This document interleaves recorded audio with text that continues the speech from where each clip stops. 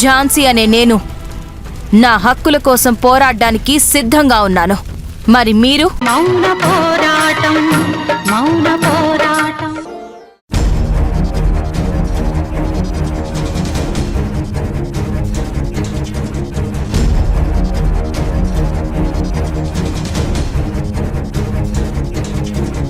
శంకర్, నువ్వు నాతో పాటు రా. సరే మేడం. వస్తాను. Okay madam.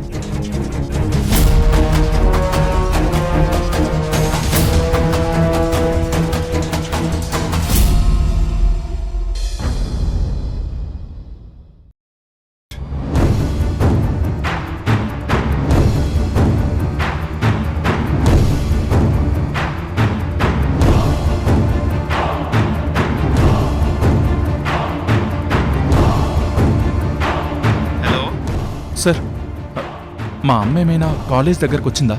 లేదు మురారి. అట్లీస్ట్ ఫోన్ ఏమైనా చేసిందా సార్? లేదు మురారి. Any problem? ఏం లేదు సార్, నేను మళ్ళీ కాల్ చేస్తాను.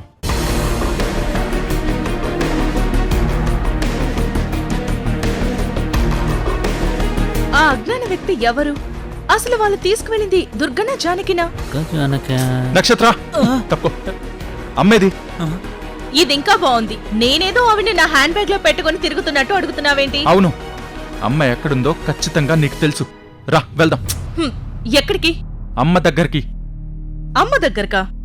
ఆవిడ ఎక్కడుందో నాకు తెలుసుంటే నేనే వెళ్ళి తీసుకొచ్చి నీకు అప్పచెప్పేదాన్ని. ఏయ్, నోరు మూసుకుని రా. అమ్మని సువర్ణ మహేంద్ర కలిసే కిడ్నాప్ చేశారు, అది నాకు తెలుసు.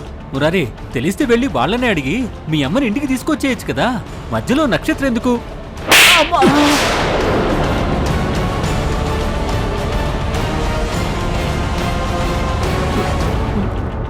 మధ్యలో నువ్వు మాట్లాడుకో. నువ్వు పద. అయ్యో, వాళ్ళకి తెలీదని మహేంద్ర గారు ఆల్రెడీ చెప్పారు కదా.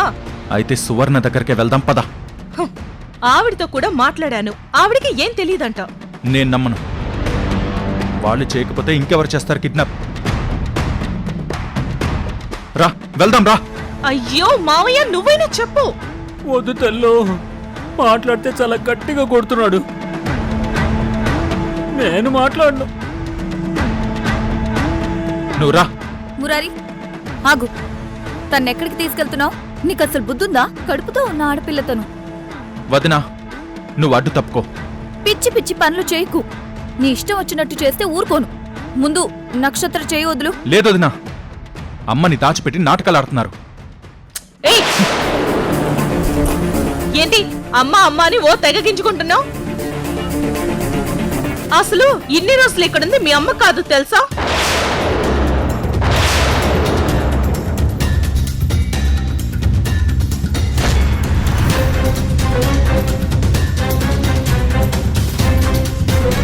ఏంటి? ఇదే నిజం. ఇన్ని రోజులుగా మా అమ్మ దేవత, మా అమ్మ అది, మా అమ్మ ఇది అని చెప్తూ వచ్చావు కదా. కానీ మీ అమ్మ చేసిందేంటో తెలుసా? తన ప్లేస్ లో ఎవరు జానకి అని ఆవిని తెచ్చిపెట్టి మీ అమ్మ వాళ్ళింటికెళ్ళి ఆవిళ్ళ నటించింది.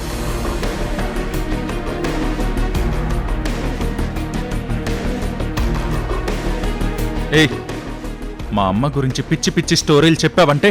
నేనేం స్టోరీలు చెప్పట్లేదు, జరిగిందే చెప్తున్నాను. ఇదంతా మీ వదినికి తెలిసే జరిగింది.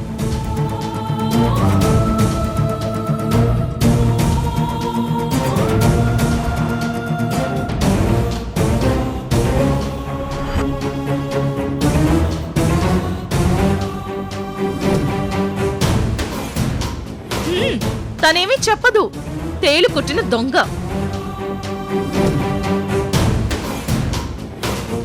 నేనే జరిగిందంతా చెప్తాను. హరిశ్చంద్ర ప్రసాద్ అని నీకు హార్ట్ ట్రాన్స్ప్లాంట్ చేయించాడు కదా ఆయన.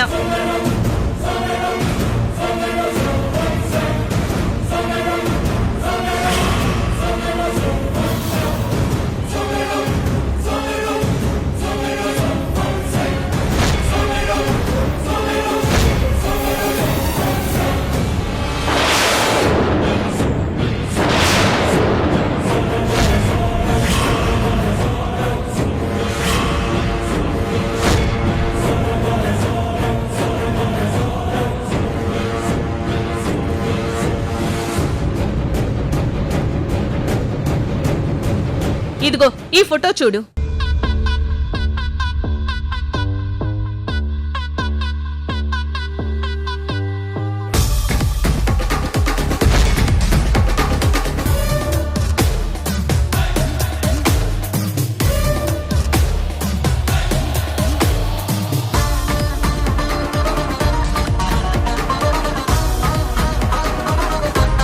ఈ హరిశ్చంద్ర ప్రసాద్ కోడలే ఈ జానకి.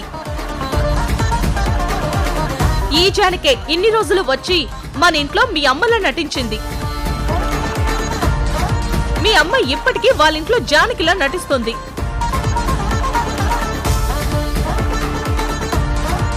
అసలు ఇప్పుడు కిడ్నాప్ అయింది దుర్గో జానకో మాకెవ్వరికీ అర్థం కావట్లేదు. మొత్తం అందరినీ కన్ఫ్యూజ్ చేసేసింది మీ అమ్మ. ఇప్పుడు చెప్పు, ఒకరింటికి వెళ్లి ఇంకో మనిషిలా నటించిన మీ అమ్మ దేవత? ఎస్, మా అమ్మ దేవతే.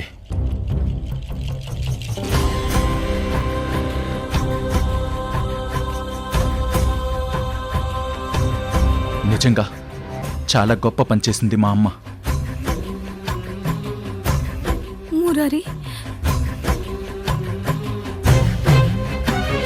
అవును వదినా, అమ్మ చేసింది సాయం కాదు, త్యాగం.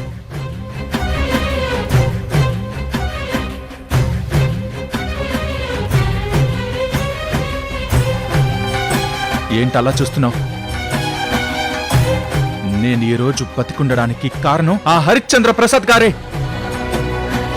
ఆయన కొడుకుని బ్రతికించాడని వాళ్ళ కుటుంబాన్ని చక్కదిద్దడానికి అమ్మ వెళ్ళి ఆ జానకమ్మలా నటించి వాళ్ళ కష్టాలు తీర్చి ఆయన రుణం తీర్చుకుంటుంది.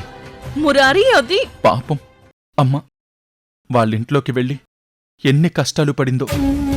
ఓరి నా మొగుడోయ్, నువ్వు ఒకలా రియాక్ట్ అవుతావు అనుకుని బ్యాక్ స్టోరీ అంతా చెప్తే ఈ రియాక్షన్ ఏంట్రా బాబు? నువ్వు నా మొగుడివే కాని నిన్ను అర్థం చేసుకోవడం మాత్రం నా వల్ల కావట్లేదురా బాబు.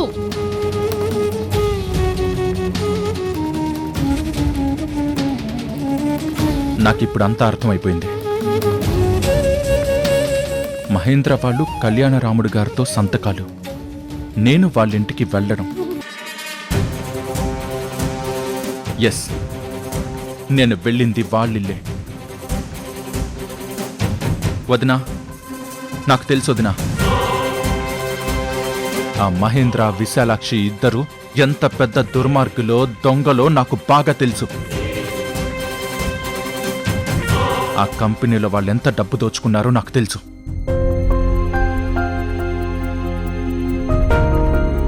ఏ నక్షత్ర,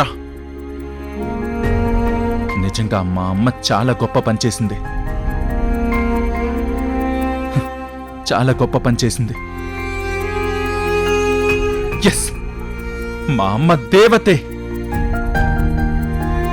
అమ్మ దొరకగానే ముందు మా అమ్మ కాళ్ళు కడిగి ఆ నీళ్లు నెత్తిమీద చల్లుకొని నేను అమ్మని తిట్టిన పాపం పోగొట్టుకుంటాను. అత్తయ్య, మురారి కూడా నిన్ను అర్థం చేసుకున్నాడు. నువ్వెక్కడున్నావు అత్తయ్య? ఎక్కడున్నావు? ఇంకా నువ్వు రానక్కర్లేదు నక్షత్ర. నేనే వెళ్ళి ఆ సువర్ణని నిలదీస్తాను. ఏ మురారి,